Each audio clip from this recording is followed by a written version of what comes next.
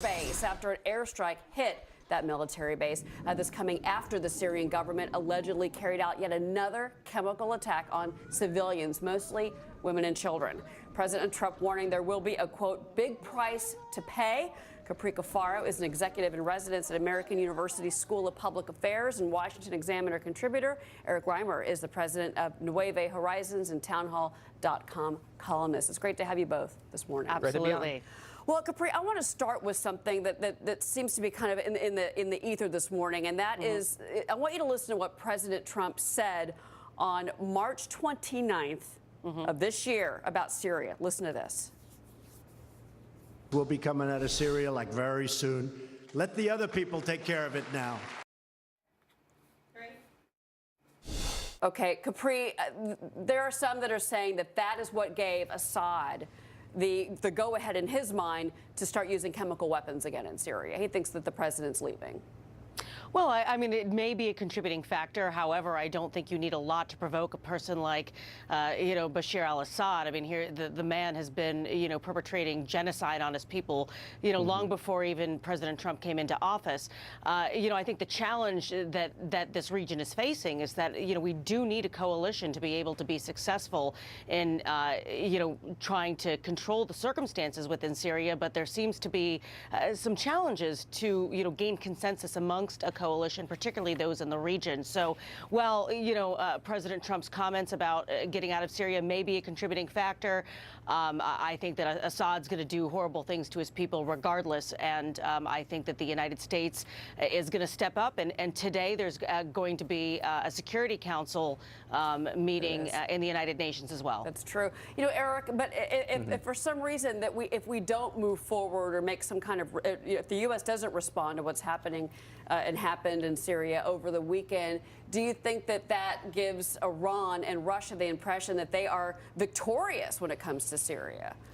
I think it definitely would. I think there undoubtedly needs to be some kind of U.S. and international response to this to de-incentivize Assad from committing horrific war crimes like this. And I think the UK, France, Europe, et cetera, many of our allies have expressed support for some kind of international intervention or reaction. Of course, whatever kind of action it would take would have to be a balance between deterring Assad as well as preventing escalation in the region. We already see how the Syrian civil war has created over 500,000 casualties, deaths these past few years, and there are so many international actors involved: Russia, Iran, Turkey, etc.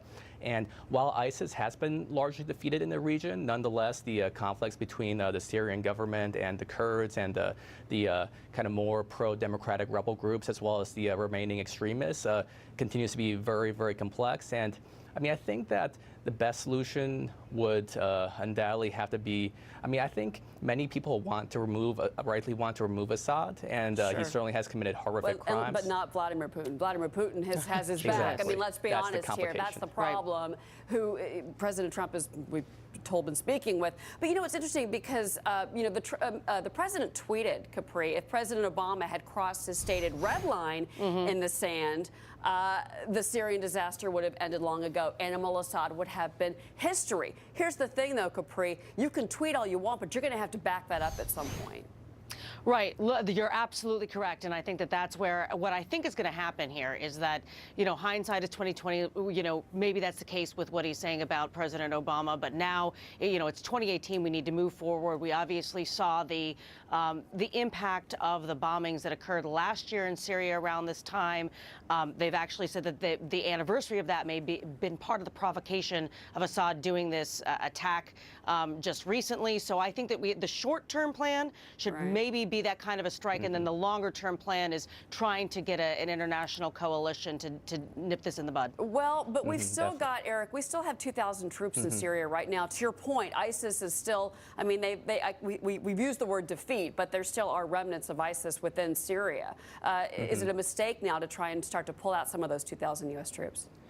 I mean, I think undoubtedly, to balance the fact that those troops are there and being put in harm's way with the fact that if they do leave, not only might Assad feel more emboldened, like some people say, the rumors of U.S. troops pulling out might have emboldened him slightly as well to make this attack right now. And I mean, I think that it's gonna be tough, definitely, because I mean, certainly we saw what happened in Iraq, and we don't want to repeat another decade-long engagement there. So it's going to be very complex, I think. Yeah, no, it's complex. And again, that UN Security Council meeting is today, so we'll see. And the president's meeting with his top military advisors today. So this is going to develop throughout the day. Capri and Eric, thank you very much. Thanks so much.